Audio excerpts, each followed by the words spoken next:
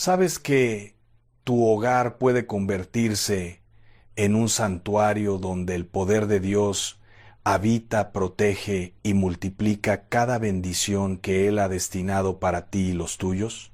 Hoy quiero que entiendas algo que va a cambiar completamente la atmósfera de tu casa, la paz de tu familia y el futuro de todo lo que Dios ha puesto bajo tu cuidado.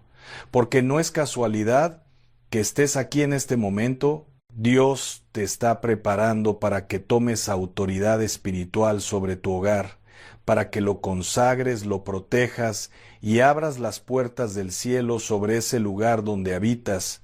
Tu casa no es solamente un espacio físico con paredes y techo.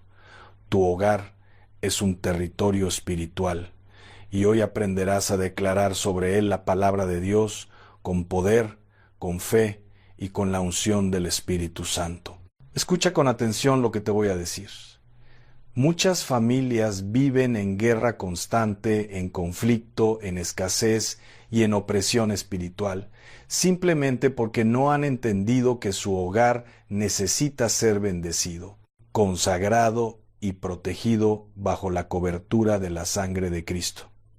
Hay hogares donde entra de todo: envidia, chisme, enfermedad, maldición, pobreza, división, y todo eso entra porque no hay un vigilante espiritual que diga: alto, aquí gobierna Cristo, aquí reina la paz de Dios, aquí habita el Espíritu Santo. Así que prepara tu corazón, abre tu espíritu, porque lo que vas a recibir hoy no es simplemente información religiosa, es revelación divina. Es la llave que abrirá las ventanas de los cielos sobre tu familia. Y cuando termines de escuchar este mensaje, te levantarás con autoridad, tomarás aceite ungido, tomarás agua bendita si la tienes, y darás la vuelta a tu hogar, declarando bendición, protección, prosperidad y la presencia manifiesta de Dios en cada rincón de tu casa. Vayamos a la palabra de Dios, porque todo lo que hagamos debe estar fundamentado en lo que el Señor ha establecido. En Deuteronomio capítulo 6, versículo 9, dice la Escritura: y las escribirás en los postes de tu casa y en tus puertas. ¿Te das cuenta? Dios le está diciendo a su pueblo que marque, que señale, que consagre su hogar con la palabra, porque el hogar es el primer territorio que el enemigo quiere invadir. Si destruye tu familia, destruye tu ministerio. Si contamina tu casa, contamina tu destino. Por eso necesitas levantarte como sacerdote o sacerdotisa de tu hogar y decir: en el nombre de Jesús, aquí se respeta a Dios, aquí se honra su palabra, aquí se ora, aquí se adora y aquí reina la paz del Altísimo. ¿Sabes qué pasa cuando bendices tu hogar? Estás creando una atmósfera celestial. Estás invitando a los ángeles de Dios a acampar alrededor de tu casa. Dice el Salmo 34, verso 7, el ángel de Jehová acampa alrededor de los que le temen y los defiende. Cuando tú declaras bendición sobre tu hogar, cuando oras en cada habitación, cuando unges con aceite los marcos de las puertas, estás levantando un cerco de protección espiritual que el diablo no puede traspasar. Y eso no es magia, no es superstición, no es brujería, es el poder de la palabra de Dios activado por la fe de un hijo o una hija que conoce su autoridad en Cristo. Ahora bien, hay gente que dice: y es que en mi casa todo está mal. Hay pleitos, hay gritos, hay falta de dinero, hay enfermedad. Y yo te pregunto: ¿has consagrado tu hogar? ¿Has orado por cada cuarto? ¿Has declarado la palabra sobre tu familia? Porque mira, si tú no gobiernas espiritualmente tu casa, otro espíritu lo hará. Si tú no estableces el orden de Dios en tu hogar, el desorden del enemigo entrará. Es ley espiritual. Jesús lo dijo claramente en Mateo 12:29. ¿Cómo puede alguno entrar en la casa del hombre fuerte y saquear sus bienes si primero no le ata? Y entonces podrá saquear su casa. Tú tienes que ser el hombre fuerte la mujer fuerte de tu casa. Tú tienes que atar al enemigo en el nombre de Jesús y declarar: aquí no entras, aquí no gobiernas, aquí no robas, esta casa está bajo la sangre de Cristo. Déjame explicarte algo profundo. Cuando los israelitas salieron de Egipto, Dios les ordenó marcar los dinteles de sus puertas con la sangre del Cordero. ¿Por qué? Porque esa sangre era señal de protección. El ángel de la muerte pasaba, veía la sangre y no tocaba esa casa. Hoy, nosotros tenemos algo mucho más poderoso: la sangre de Jesucristo, el Cordero perfecto que fue sacrificado una vez y para siempre. Tú puedes declarar esa sangre sobre tu hogar. Puedes decir: Señor Jesús, cubro esta casa con tu sangre preciosa, que ningún mal entre aquí, que ninguna enfermedad toque a mi familia, que ninguna maldición caiga sobre este techo, que tu sangre nos proteja, nos guarde, nos sane y nos prospere. Escúchame bien, Dios quiere que tu hogar sea diferente. Quiere que cuando la gente entre a tu casa sienta la presencia de Dios, que perciba la paz, que note algo especial, algo sobrenatural. Y eso solo se logra cuando tú, como cabeza espiritual de tu familia, tomas autoridad y consagras ese lugar a Dios. No es suficiente con ir a la iglesia los domingos. No es suficiente con orar de vez en cuando.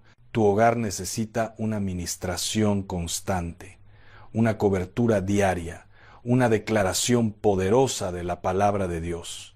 Ahora, hablemos de la armonía. ¿Cuántos hogares conoces donde reina la paz?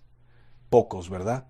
Porque el enemigo sabe que si divide a la familia, los destruye a todos. Por eso mete cizaña, discordia, pleitos por cualquier cosa. Pero mira lo que dice la palabra en el Salmo 133, versículo 1. Mirad cuán bueno y cuán delicioso es habitar los hermanos juntos en armonía. Y el versículo 3 dice: porque allí envía Jehová bendición y vida eterna. ¿Ves? La armonía no es opcional, es necesaria para que la bendición de Dios fluya. Cuando hay unidad en el hogar, Dios ordena bendición. Cuando hay amor, respeto y paz entre esposos, entre padres e hijos, entre hermanos, el cielo se abre y la provisión de Dios desciende como lluvia. Pero la armonía no llega por casualidad. Hay que trabajarla, hay que orar por ella, hay que declararla.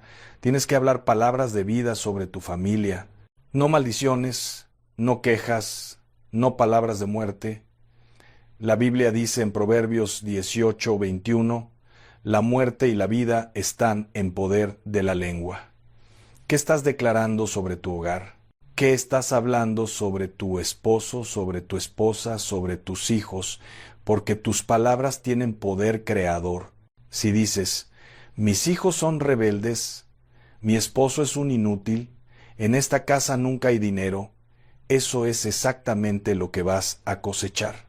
Pero si declaras: mis hijos son bendecidos, son sabios, caminan en los caminos de Dios, mi matrimonio es fuerte, está protegido, está lleno del amor de Cristo, en esta casa hay provisión, hay abundancia, porque servimos al Dios de la multiplicación, entonces verás el cambio. Y ahora te hablo de la abundancia. Dios no es un Dios de escasez, Dios es un Dios de abundancia. Jesús vino para que tengamos vida y vida en abundancia, dice Juan 10:10. Pero muchos cristianos viven en pobreza porque no entienden los principios de la bendición financiera. Escúchame, Dios quiere prosperar tu hogar, pero tú tienes que abrir las puertas espirituales de la abundancia. ¿Cómo? Primero, siendo fiel en los diezmos y las ofrendas. Malaquías 3:10 lo dice clarito: traed todos los diezmos al alfolí y haya alimento en mi casa, y probadme ahora en esto, dice Jehová de los ejércitos, si no os abriré las ventanas de los cielos y derramaré sobre vosotros bendición hasta que sobreabunde. ¿Ves? Dios no te está pidiendo el diezmo porque necesite tu dinero. Lo está pidiendo porque quiere que confíes en Él, porque quiere abrir las ventanas de los cielos sobre ti. Segundo, tienes que sembrar. La Biblia dice en Lucas 6:38, dad y se os dará. Medida buena, apretada, remecida y rebosando darán en vuestro regazo, porque con la misma medida con que medís, os volverán a medir. Si quieres cosechar abundancia, tienes que sembrar generosidad. Si quieres que Dios multiplique en tu casa, tienes que ser de mano abierta, no de mano cerrada. Dios honra a los que honran su obra, a los que dan con alegría, a los que siembran en buena tierra. Y tercero, tienes que declarar bendición sobre tus finanzas. No maldigas tu situación económica. No te quejes de lo poco que tienes. Agradece a Dios por lo que ya te ha dado y declara que viene más. Filipenses 4:19 dice, mi Dios pues suplirá todo lo que os falta conforme a sus riquezas en gloria en Cristo Jesús. Créelo, decláralo. Confiesa con tu boca que tu Dios es grande, que tu Dios es poderoso, que tu Dios no te va a dejar en necesidad. Ahora voy a darte algo muy práctico. Quiero que esta misma semana hagas un recorrido de oración por tu hogar. No importa si vives en una casa grande o en un cuartito, no importa si es tuya o rentada, ese es tu territorio y Dios te ha dado autoridad sobre él. Vas a preparar un poco de aceite. Puede ser aceite de oliva o aceite vegetal, da lo mismo. Lo importante es que lo consagres en oración. Di, Señor, aparto este aceite para tu servicio, lo unjo con el poder de tu Espíritu Santo, que sea instrumento de bendición, de sanidad y de protección. Luego, con ese aceite, vas a caminar por cada habitación de tu casa. Empiezas por la entrada principal. Ahí, en el marco de la puerta, haces una pequeña señal con el aceite, puede ser una cruz, y declaras en voz alta, en el nombre del Padre, del Hijo y del Espíritu Santo, consagro esta entrada. Que solo entre lo que viene de Dios, que esta puerta sea guardada por los ángeles del Señor, que todo mal sea bloqueado y toda bendición sea bienvenida. Declaro que por esta puerta entra provisión, entra paz, entra salud, entra prosperidad, y saldrá todo lo que no es de Dios, la enfermedad, la escasez, la división, el pecado. En el nombre de Jesús. Amén.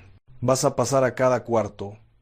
En las recámaras, declara descanso, protección en el sueño, sueños proféticos, restauración física y emocional. En la cocina, bendice los alimentos, declara que nunca faltará el pan en tu mesa. En la sala, declara que será lugar de comunión familiar, de risas, de buenos momentos. Si tienes un lugar de oración o altar, consagra ese espacio como lugar santo donde Dios se encuentra contigo. Y si tienes un negocio en casa o una oficina, unge esa área declarando prosperidad, creatividad, ideas divinas, contratos favorables. Mientras haces esto, puedes orar el Salmo 91. Es el salmo de protección por excelencia. Dice, el que habita al abrigo del Altísimo morará bajo la sombra del Omnipotente. Diré yo a Jehová, esperanza mía y castillo mío, mi Dios, en quien confiaré. Él te librará del lazo del cazador, de la peste destructora, con sus plumas te cubrirá, y debajo de sus alas estarás seguro. Escudo y adarga es su verdad. Declara ese salmo sobre tu hogar, que sea tu confesión diaria. También puedes tomar agua y bendecirla en oración. Sí, agua común y corriente. La consagras diciendo, Padre Celestial. Esta agua representa purificación, limpieza, vida. La bendigo en el nombre de Jesús y la uso como símbolo de tu Espíritu Santo que limpia, que renueva, que santifica. Luego rocías esa agua por tu casa, declarando que esta casa sea limpiada de toda contaminación espiritual, Que salga toda opresión, toda atadura, todo espíritu de enfermedad, de pobreza, de división, y que venga el Espíritu de Dios a llenar cada espacio con su presencia gloriosa. Ahora bien, esto no es un ritual mágico. No es que el aceite tenga poder en sí mismo, ni el agua. El poder está en la fe que tú ejerces, en la palabra que declaras, en el nombre de Jesús que invocas. La Biblia dice en Santiago 5, 14 y 15, ¿está alguno enfermo entre vosotros? Llame a los ancianos de la iglesia y oren por él, ungiéndole con aceite en el nombre del Señor. Y la oración de fe salvará al enfermo, y el Señor lo levantará. ¿Ves? Es la oración de fe la que activa el poder de Dios, no el aceite en sí. Te quiero hablar también de la importancia de guardar tu hogar de la contaminación espiritual. Muchas veces, sin darnos cuenta, metemos cosas a nuestra casa que abren puertas a demonios. Puede ser música mundana que glorifica el pecado, pornografía, películas de terror que invocan espíritus malignos, objetos de brujería, ídolos, imágenes a las que se le rinde culto. Escúchame, si tienes algo en tu casa que no glorifica a Dios, sácalo, quémalo, destrúyelo, no lo regales, porque entonces estarás pasando la maldición a otra persona. Acuérdate de lo que hicieron los cristianos en Éfeso cuando se convirtieron. Hechos 19 dice: Asimismo, muchos de los que habían practicado la magia trajeron los libros y los quemaron delante de todos. Ellos no vendieron esos libros, ni los guardaron. Los quemaron, porque entendieron que esas cosas abrían puertas al enemigo. Revisa tu casa. ¿Tienes amuletos? ¿Tienes piedras de buena suerte? ¿Tienes figuras de santos a los que les pides favores? Hermano, hermana, nuestra fe está en Cristo solamente. A Él oramos, a Él adoramos, de Él esperamos todo. Deuteronomio 5:7 dice: No tendrás dioses ajenos delante de mí. Limpia tu hogar de todo ídolo, de toda práctica que no sea bíblica. Y cuando lo hagas, declara: Señor Jesús, te pido perdón por haber permitido estas cosas en mi casa, renuncio a ellas. Las saco de mi vida y declaro que solo tú eres mi Dios, mi Salvador, mi proveedor, mi protector. También cuida mucho con quién permites entrar a tu hogar. No todas las personas traen buena energía espiritual. Hay gente que llega a tu casa cargada de envidia, de negatividad, de maldición, y si tú no estás espiritualmente alerta, esa persona puede contaminar la atmósfera de tu hogar. Por eso la Biblia nos dice en Proverbios 4:23, sobre toda cosa guardada, guarda tu corazón, porque de él mana la vida. Y ese cuidado incluye guardar tu casa, tu familia, tu espacio. Ora antes de que alguien entre a tu hogar. Declara cobertura. Y si sientes que alguien dejó una energía pesada, ora inmediatamente. Declara la sangre de Cristo sobre tu casa. Pide al Espíritu Santo que limpie, que restaure la paz. No tengas miedo. Tú tienes autoridad en Cristo. Tú tienes el poder de atar y desatar. Mateo 18:18 dice: Todo lo que atéis en la tierra será atado en el cielo, y todo lo que desatéis en la tierra será desatado en el cielo. Usa esa autoridad. Ahora quiero que entiendas algo poderoso.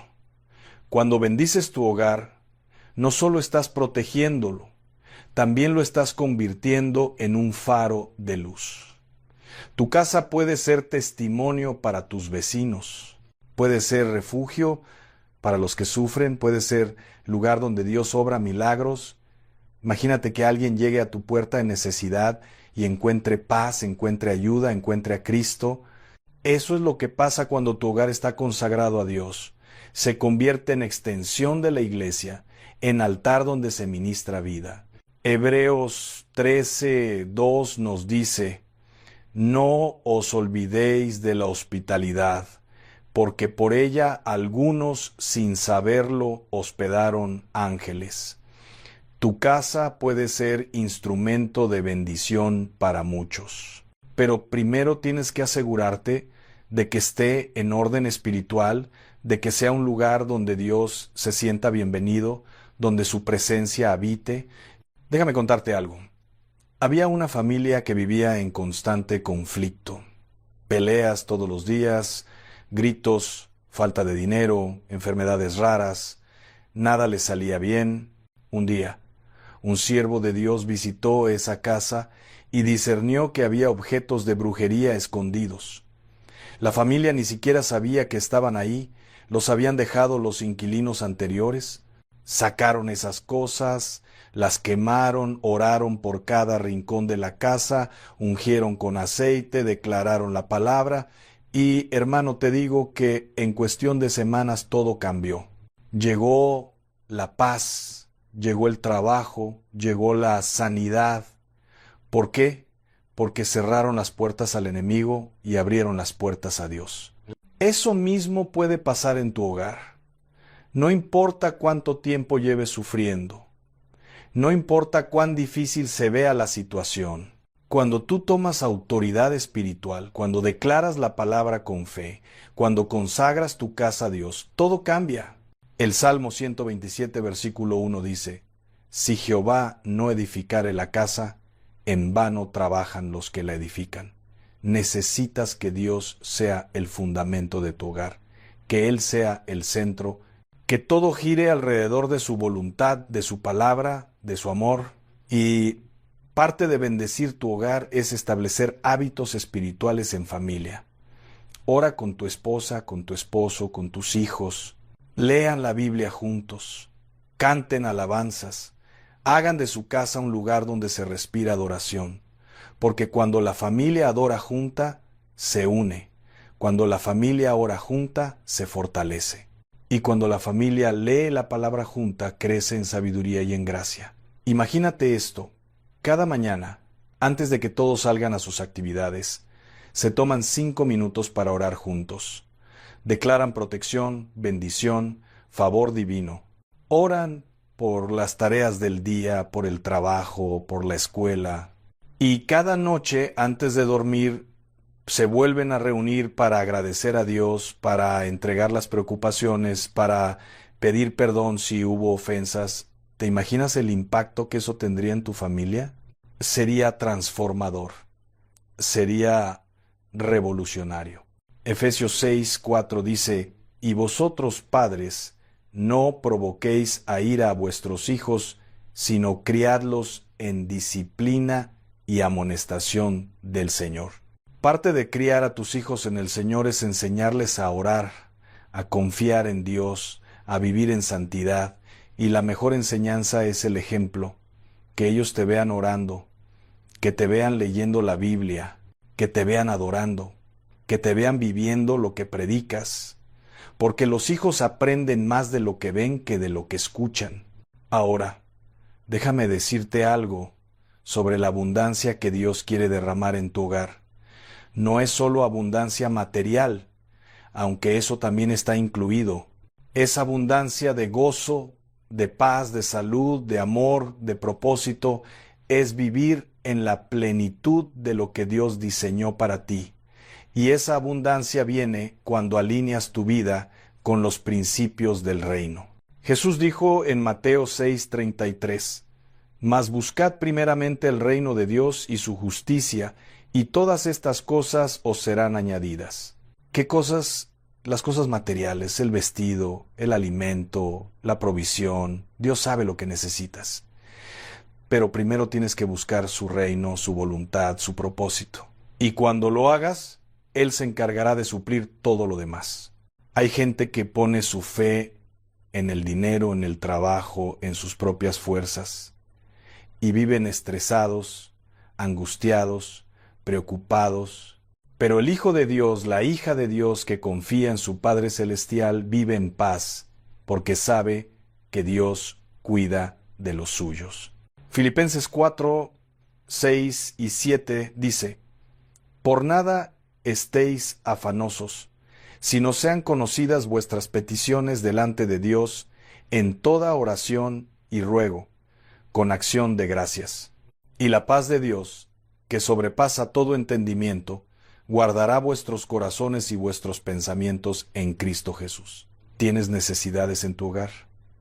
Llévalas a Dios en oración, no con duda, no con miedo, sino con fe, con confianza, sabiendo que Él te escucha, que Él te ama, que Él tiene el poder para cambiar tu situación. Y mientras esperas la respuesta, alábalo. Dale gracias por anticipado, porque la alabanza es arma de guerra, es declaración de fe, es manifestación de que tú crees que Dios ya está obrando a tu favor. Quiero que entiendas que la bendición de Dios sobre tu hogar no depende del tamaño de tu casa ni de cuánto dinero tengas en el banco. Depende de tu obediencia, de tu fe, de tu relación con Él. He visto hogares humildes, casitas sencillas, donde habita la gloria de Dios de manera poderosa. Y he visto mansiones lujosas donde reina la oscuridad porque Dios no es bienvenido ahí. No se trata de lo que tienes, se trata de a quién sirves. Josué 24:15 dice, «Y si mal os parece servir a Jehová, escogeos hoy a quién sirváis, si a los dioses a quienes sirvieron vuestros padres cuando estuvieron al otro lado del río, o a los dioses de los amorreos en cuya tierra habitáis. Pero yo y mi casa serviremos a Jehová». Esa debe ser tu declaración. No importa lo que otros hagan, no importa lo que esté de moda, tú y tu casa servirán a Jehová. Y esa decisión trae consecuencias eternas, trae bendición generacional. Cuando tú estableces a Dios como Señor de tu hogar, estás marcando a tu familia para bien. Estás rompiendo maldiciones del pasado. Estás abriendo puertas de bendición para tus hijos, para tus nietos, para las generaciones que vienen. Porque la Biblia dice en Éxodo 20:6 que Dios hace misericordia a millares, a los que le aman y guardan sus mandamientos. ¿Ves? Tu obediencia no solo te beneficia a ti, beneficia a los que vienen detrás de ti. Ahora, escúchame bien. Bendecir tu hogar no es un evento de una sola vez. Es un estilo de vida. Es algo que haces constantemente. Cada día, cada semana, declaras bendición. Cada vez que sientes opresión espiritual, tomas autoridad. Cada vez que el enemigo intenta meter división, oras. Cada vez que viene escasez, declaras la provisión de Dios. Es una guerra espiritual constante, pero es una guerra que ya está ganada porque Cristo venció en la cruz. Primera de Juan 3:8 dice, «Para esto apareció el Hijo de Dios, para deshacer las obras del diablo». Jesús ya destruyó el poder del enemigo, ya le quitó las llaves de la muerte y del infierno, ya lo derrotó completamente, y ahora tú, como hijo de Dios, tienes acceso a esa victoria. Tienes el derecho legal, espiritual, de echar fuera demonios, de sanar enfermos, de declarar bendición. Úsalo. No seas pasivo. No te quedes sentado esperando que Dios haga todo. Levántate, toma tu autoridad y pelea la buena batalla de la fe. Te voy a dar una oración modelo que puedes usar cada día para bendecir tu hogar. Puedes adaptarla, personalizarla, pero aquí está la estructura. Padre Celestial, en el nombre de Jesús, vengo ante ti para declarar bendición sobre mi hogar. Cubro esta casa con la sangre de Cristo. Declaro que aquí habita tu presencia, que tus ángeles acampan alrededor de nosotros, que ningún mal nos toca. Ato todo espíritu de enfermedad, de pobreza, de división, de rebelión, y desato bendición, salud, prosperidad, paz, unidad, amor.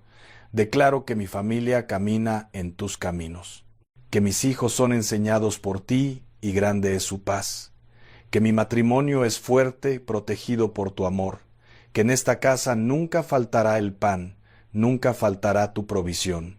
Declaro que somos cabeza y no cola, que estamos arriba y no abajo, que todo lo que hacemos prospera porque estamos plantados junto a corrientes de aguas.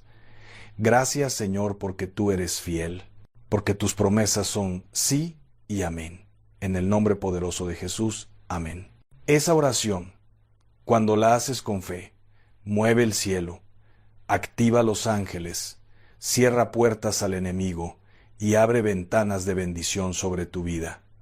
Créelo, porque Marcos 11:24 dice: por tanto os digo, que todo lo que pidiereis orando, creed que lo recibiréis y os vendrá.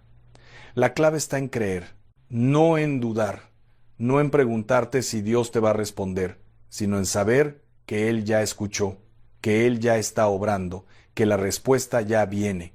Y mientras esperas, mientras declaras, mientras bendices tu hogar, mantén tu fe firme, porque habrá momentos en que parezca que nada cambia, momentos en que la situación se vea igual o hasta peor. Pero no te dejes engañar por lo que ves, camina por fe, no por vista. Segunda de Corintios 5:7 lo dice: la fe no se basa en lo que se ve, sino en lo que Dios ha prometido. Y Él prometió que nunca te dejaría ni te desampararía, prometió que supliría todas tus necesidades, prometió que su gracia es suficiente. Aférrate a esas promesas. Quiero que sepas que Dios está comprometido con tu familia. Él diseñó la familia desde el principio. Él la estableció como la institución más importante de la humanidad y Él pelea por ella. Por eso el enemigo la ataca tanto.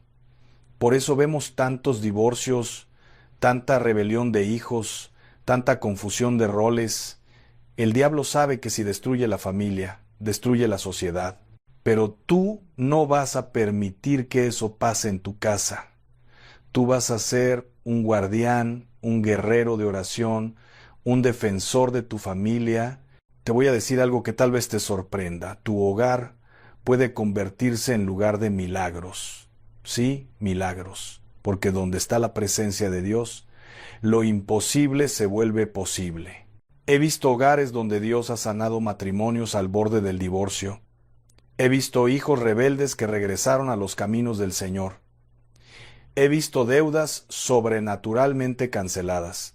He visto casas pagadas cuando no había forma humana de hacerlo. He visto familias restauradas, reconciliadas, transformadas por el poder de Dios. Y lo mismo puede pasar en tu casa, pero necesitas creerlo, necesitas declararlo, necesitas vivirlo, porque la fe sin obras está muerta, dice Santiago 2:20. No basta con desear que las cosas cambien, tienes que actuar en fe, tienes que hacer tu parte, y tu parte es orar, declarar, consagrar, vivir en obediencia, confiar en Dios. Ahora llegó el momento de que tomes una decisión, de que digas: hoy, en este día, consagro mi hogar al Señor. Hoy declaro que aquí gobierna Cristo. Hoy abro las puertas del cielo sobre mi familia. Hoy cierro las puertas al enemigo. Y de aquí en adelante mi casa será diferente porque Dios habitará en ella. Si estás listo, si estás lista para dar ese paso de fe, quiero que ahora mismo hagas una oración conmigo. No importa dónde estés, no importa si estás solo o acompañado.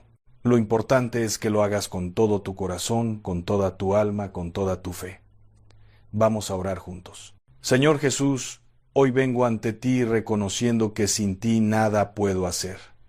Te pido perdón por haber descuidado mi hogar espiritualmente, perdón por haber permitido que cosas que no te glorifican entraran a mi casa, perdón por no haber tomado mi autoridad como debía. Hoy, en este momento, renuncio a todo lo que no viene de ti. Renuncio a la incredulidad, al miedo. Queridos amigos, soy Padre Ángel Espinosa de Los Monteros. Hoy quiero hablarles de algo que todos llevamos dentro como una inquietud silenciosa, como un anhelo que a veces no sabemos nombrar: el deseo de entregar nuestra mente a Dios, de encontrar esa paz que el mundo no puede dar, esa fortaleza que no nace de nosotros mismos, sino de algo mucho más grande.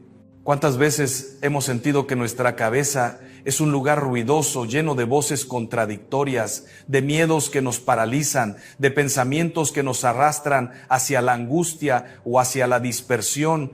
Queremos paz, queremos claridad, Queremos vivir con ese sosiego interior que vemos en los santos, en las personas verdaderamente libres. Pero hay algo que nos detiene, algo que nos hace aferrarnos al control, a la ilusión de que si nosotros no dirigimos cada pensamiento, cada preocupación, todo se vendrá abajo. Y entonces vivimos cansados, agotados de tanto querer sostener el mundo con nuestras propias manos sin darnos cuenta de que hay unas manos mucho más fuertes que las nuestras, dispuestas a sostener todo lo que somos, incluida nuestra mente inquieta.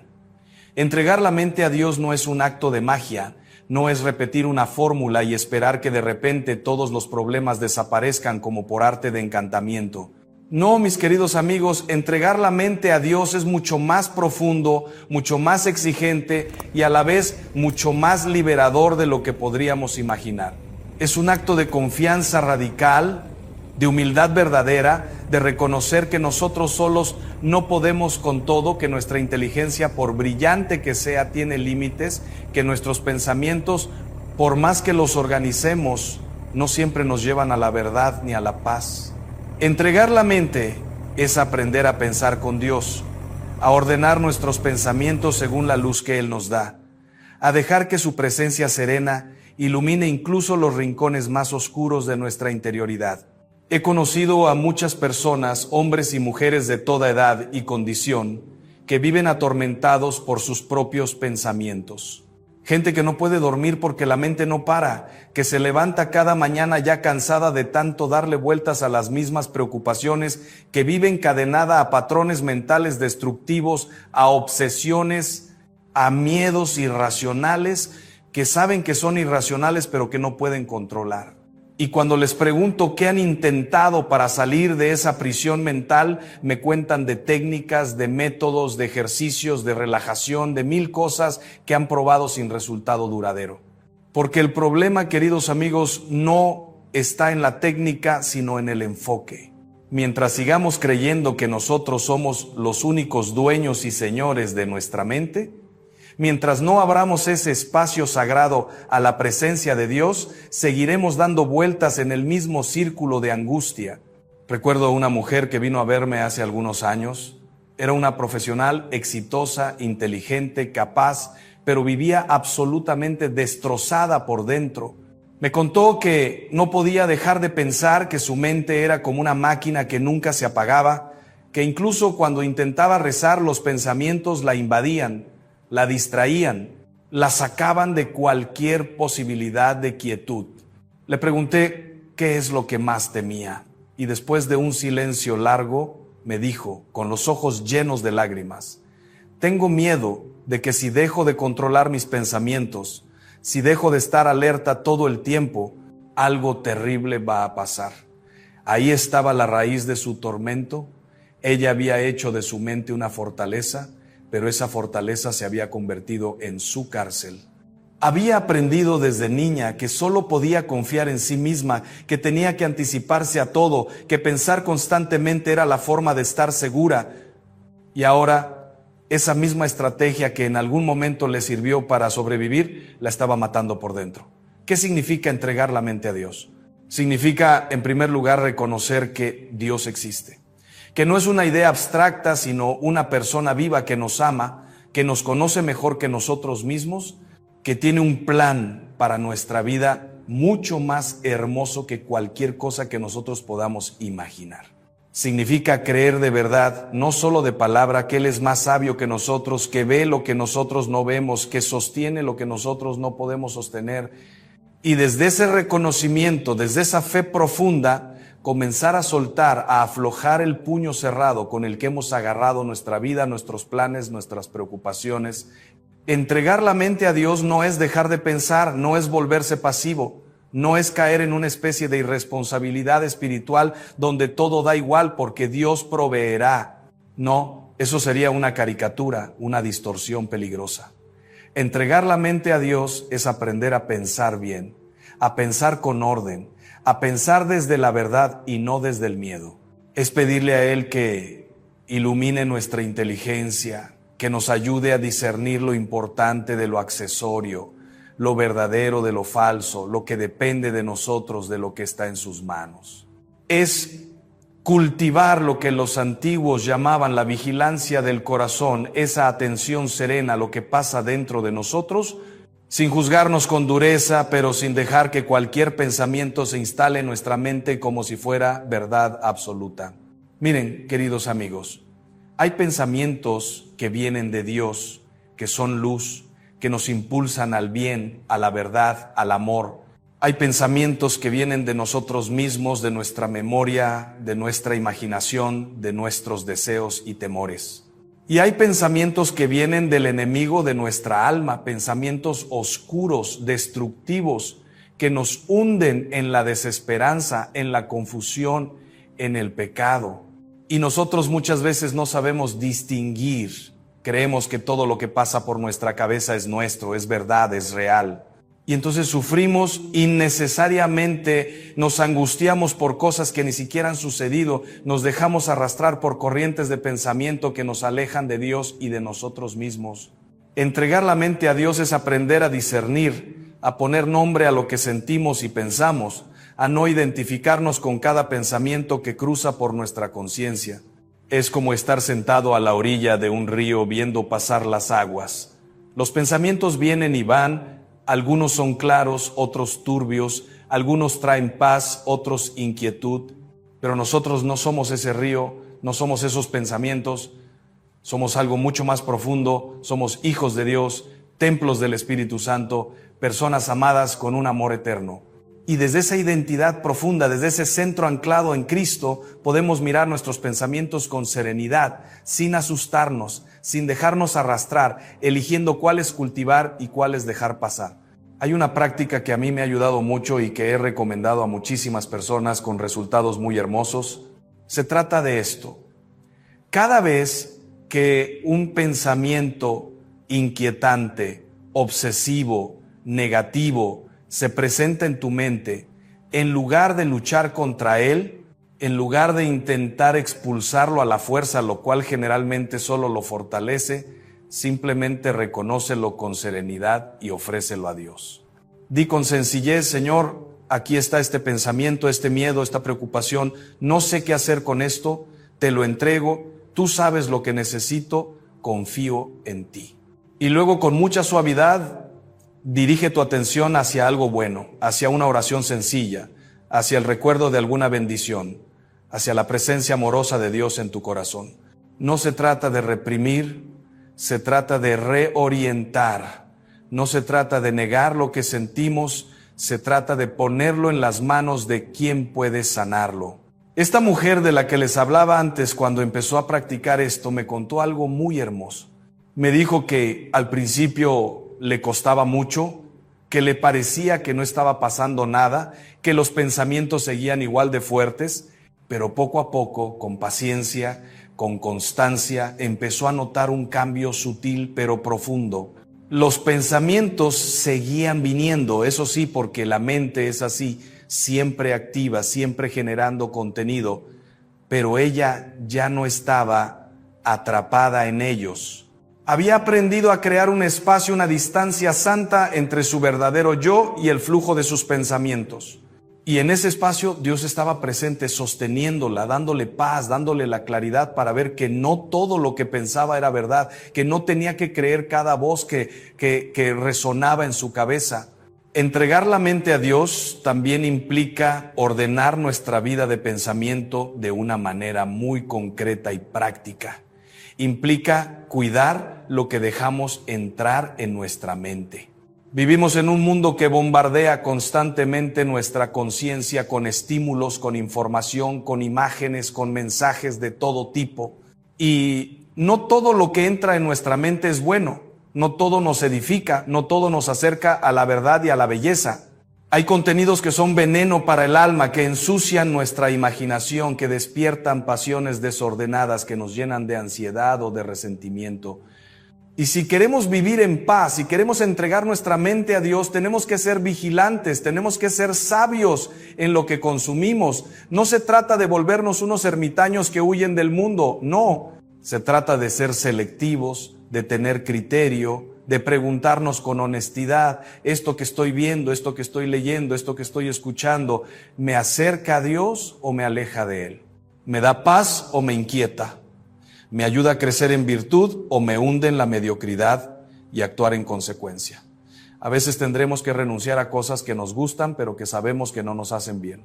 A veces tendremos que apagar la pantalla, cerrar el teléfono, alejarnos de conversaciones tóxicas. Y eso no es cobardía, eso es prudencia. Eso es amar nuestra propia alma lo suficiente como para protegerla de lo que la daña. Recuerdo a un joven que conocí en un retiro, un chico inteligente, sensible, pero que vivía preso de una adicción a la pornografía que lo estaba destruyendo. Me contó con mucho dolor que había intentado de todo para salir de eso, que rezaba, que se confesaba, que prometía una y otra vez que no volvería a caer, pero que siempre volvía a lo mismo. Y cuando profundizamos en su vida, descubrimos que el problema no era solo la adicción en sí, sino todo el ecosistema mental que él había construido. Pasaba horas en redes sociales viendo contenido que, sin ser explícitamente pornográfico, sí alimentaba la fantasía, la lujuria, el deseo desordenado. Se acostaba tarde navegando sin rumbo por internet, llenando su mente de estímulos que luego, en la soledad de la noche, lo llevaban inevitablemente a caer. No estaba cuidando su mente. No estaba siendo responsable de lo que dejaba entrar en su mundo interior. Y por eso, aunque rezaba, aunque quería salir, no lo lograba. Le ayudé a entender que entregar la mente a Dios no era solo un acto puntual de oración, sino una forma de vida. Era reorganizar su día, sus hábitos, sus consumos. Era establecer límites claros, tiempos concretos para la oración, para el descanso, para el trabajo. Era aprender a llenar su mente de cosas buenas, de lecturas que lo elevaban, de música que lo pacificaba, de conversaciones que lo edificaban. Era, sobre todo, aprender a estar a solas consigo mismo y con Dios, sin huir hacia la distracción constante, porque muchas veces llenamos nuestra mente de ruido precisamente para no tener que enfrentar lo que hay dentro, para no tener que mirar de frente nuestras heridas, nuestros vacíos, nuestras preguntas sin respuesta. Y Dios quiere entrar precisamente ahí, en esos lugares donde más duele, donde más miedo tenemos, donde más oscuro está, pero solo puede entrar si nosotros le abrimos la puerta, si dejamos de huir, si nos atrevemos a quedarnos quietos en su presencia. Hay otra dimensión de esto que me parece fundamental y que tiene que ver con la forma en que pensamos sobre nosotros mismos. ¿Cuántas personas viven prisioneras de un diálogo interior durísimo, cruel, implacable? Se hablan a sí mismas de una manera en que jamás le hablarían a otra persona. Se juzgan, se condenan, se machacan con una severidad que no tiene nada que ver con la verdad ni con el amor de Dios. Y esos pensamientos autodestructivos son quizás los más difíciles de entregar, porque están tan arraigados, tan entretejidos con nuestra identidad, que nos parece que son simplemente la verdad sobre nosotros. Pero no lo son, queridos amigos. La verdad sobre nosotros es que somos amados, que somos valiosos, que somos capaces de bien, que hay esperanza para nosotros, por más que hayamos caído, por más que hayamos fallado. La verdad es que Cristo murió por nosotros cuando todavía éramos pecadores, que su amor no depende de nuestro desempeño, que Él nos mira con infinita ternura y nos llama a levantarnos, a comenzar de nuevo, a confiar en su misericordia. Y entregar la mente a Dios es aprender a pensar sobre nosotros mismos como Él piensa sobre nosotros. Es reemplazar la voz del acusador, del crítico interno despiadado, por la voz del Padre que nos dice: eres mi Hijo amado, en ti me complazco. Esto no significa caer en la autocomplacencia, en justificar nuestros pecados, en negar nuestras debilidades. No, significa verlas con verdad, sí, pero también con misericordia. Significa reconocer que somos pecadores, sí, pero pecadores amados, redimidos, llamados a la santidad. Significa aprender a mirarnos con los ojos de Dios, con esa mirada que ve todo lo que somos, lo bueno y lo malo, pero que nunca nos desprecia, que nunca nos abandona, que siempre confía en lo que podemos llegar a ser por su gracia. He acompañado a tantas personas en el proceso de aprender a cambiar su diálogo interior, y es un proceso bellísimo, pero también muy exigente, porque requiere vigilancia, requiere darnos cuenta de cuando estamos siendo injustos con nosotros mismos, de cuándo estamos permitiendo que pensamientos mentirosos sobre nuestra identidad se instalen como verdades. Requiere interrumpir esos pensamientos con suavidad, pero con firmeza, y reemplazarlos con la verdad del Evangelio. Requiere memorizar pasajes de la Escritura que nos recuerden quiénes somos en Cristo, y repetirlos una y otra vez hasta que calen hondo en nuestro corazón. Una práctica muy concreta que recomiendo es esta. Cuando te sorprendas pensando algo destructivo sobre ti mismo, detente, respira y pregúntate, ¿esto que estoy pensando es verdad? ¿Es amoroso? ¿Es lo que Jesús pensaría de mí? Y si la respuesta es no, entonces rechaza ese pensamiento. Dile con autoridad, este pensamiento no viene de Dios, no lo acepto, elijo creer lo que Dios dice de mí. Y luego, con mucha intención, piensa algo verdadero, algo que esté enraizado en el amor de Dios por ti. Puede ser algo sencillo. Soy hijo de Dios, soy amado, soy perdonado, hay esperanza para mí. Y repítelo hasta que tu corazón comience a creerlo. Entregar la mente a Dios también es aprender a gestionar las preocupaciones de una manera radicalmente diferente a como el mundo nos enseña. El mundo nos dice que preocuparse es señal de responsabilidad, que si no estamos angustiados por el futuro es porque somos irresponsables o ingenuos. Pero Jesús nos dice algo completamente distinto. Nos dice, no se preocupen por el mañana, porque el mañana traerá sus propias preocupaciones. A cada día le basta su propio afán. Nos dice, miren los pájaros del cielo, que no siembran ni cosechan ni guardan en graneros, y sin embargo el Padre Celestial los alimenta. ¿No valen ustedes mucho más que ellos?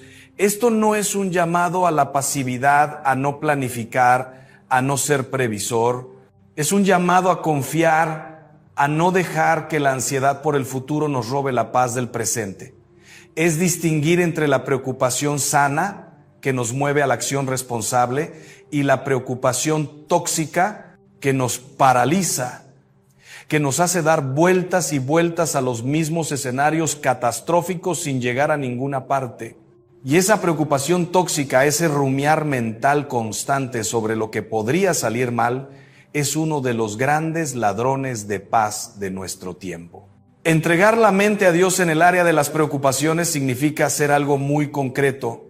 Significa identificar qué es lo que realmente depende de mí y qué no. Significa hacer todo lo que está en mi mano, planificar con sabiduría, trabajar con diligencia, tomar las precauciones razonables y luego soltar, confiar, poner en las manos de Dios todo lo que escapa a mi control, que es mucho, que es casi todo, y cada vez que la preocupación vuelva a saltar mi mente, porque volverá, convertirla en oración. En lugar de darle vueltas y vueltas al problema, llevarlo ante el Señor, contarle con sencillez lo que me angustia, pedirle luz, pedirle ayuda, y luego dejar que Él se haga cargo. Conozco a un matrimonio que estaba pasando por una crisis económica muy seria. El negocio familiar había quebrado, las deudas se acumulaban, el futuro parecía oscurísimo. El hombre me decía que no podía dormir, que pasaba las noches calculando números, buscando soluciones, torturándose con escenarios cada vez más sombríos. Su esposa, por su parte, aunque también sufría, había aprendido algo que él todavía no había aprendido. Ella me dijo, padre, yo hago todo lo que puedo durante el día. Busco trabajo, ajusto gastos, pido ayuda donde es necesario, pero cuando llega la noche le digo al Señor, hasta aquí llego yo, el resto es tuyo, y me duermo. Porque sé que preocuparme no va a resolver nada, solo me va a enfermar. Y efectivamente en medio de la misma tormenta ella tenía una paz que su marido no tenía. No porque fuera menos responsable, sino porque había entregado su mente a Dios de una manera más radical. Poco a poco, con mucha paciencia, él fue aprendiendo a poner límites a sus preocupaciones, a decir, de acuerdo, puedo pensar en esto durante media hora, buscar soluciones, hacer lo que esté en mi mano, pero después basta. Lo demás lo pongo en las manos de Dios. Y empezó a experimentar algo que le parecía imposible, empezó a dormir, empezó a tener paz en medio de la dificultad.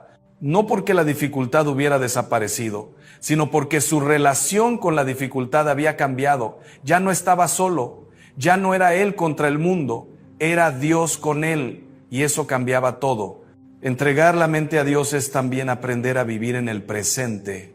Vivimos tan a menudo en el pasado, rumiando heridas viejas, resentimientos que no queremos soltar, fracasos que nos siguen definiendo años después de que sucedieron, o vivimos en el futuro, angustiados por lo que vendrá, soñando con un mañana que quizás nunca llegue, y mientras tanto, el presente, que es el único lugar donde realmente podemos vivir, donde realmente podemos amar, donde realmente podemos encontrar a Dios, se nos escapa entre los dedos sin que nos demos cuenta.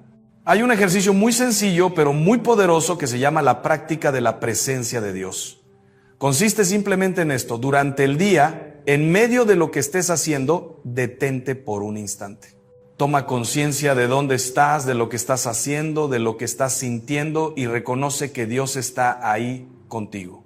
Di con sencillez: Señor, estás aquí conmigo, te doy este momento, haz de mí lo que quieras. Y luego continúa con lo que estabas haciendo, pero con una presencia diferente, con una atención diferente.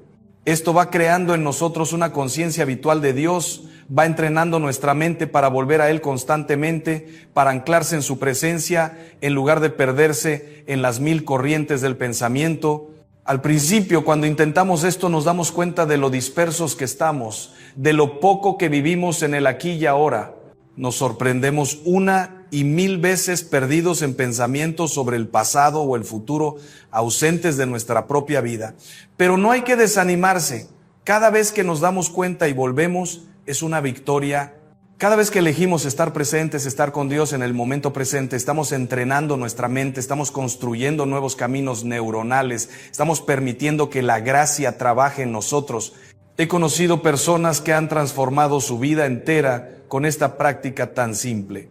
Personas que vivían en una ansiedad constante y que han encontrado una paz profunda. Personas que estaban atrapadas en adicciones y que han encontrado libertad. Personas que no podían relacionarse bien con los demás porque estaban siempre en su cabeza, siempre ausentes, y que han aprendido a estar realmente presentes, a escuchar, a amar de verdad. Porque cuando entregas tu mente a Dios, cuando aprendes a vivir anclado en su presencia, todo cambia. Tu manera de ver las cosas cambia, tu manera de responder a las dificultades cambia, tu capacidad de amar cambia. Y esto nos lleva a algo muy importante. Entregar la mente a Dios no es solo para nuestro propio beneficio, no es solo para que nosotros tengamos paz, es también para que podamos ser instrumentos de paz para los demás. Cuando nuestra mente está ordenada, cuando está en paz, cuando está llena de Dios, entonces podemos pensar con claridad, podemos discernir con sabiduría, podemos aconsejar con prudencia, podemos ser luz en medio de la oscuridad. No porque seamos especiales, sino porque hemos permitido que la luz habite en nosotros. ¿Cuántas veces he visto esto en la vida concreta? Una madre que en medio de una crisis familiar, en lugar de dejarse arrastrar por el pánico, por los reproches, por la desesperación, se retira un momento a su habitación, se pone de rodillas, entrega toda esa situación a Dios, y luego sale con una calma, con una claridad, con una sabiduría que no es suya sino de Dios, y esa calma se contagia, esa paz se difunde, y la familia empieza a encontrar caminos donde parecía que no los había. O un padre que en lugar de reaccionar con ira ante la rebeldía de un hijo, se toma un tiempo para orar, para entregar a Dios su propia frustración, su propio miedo, y luego habla con el hijo desde un lugar diferente, desde el amor sereno,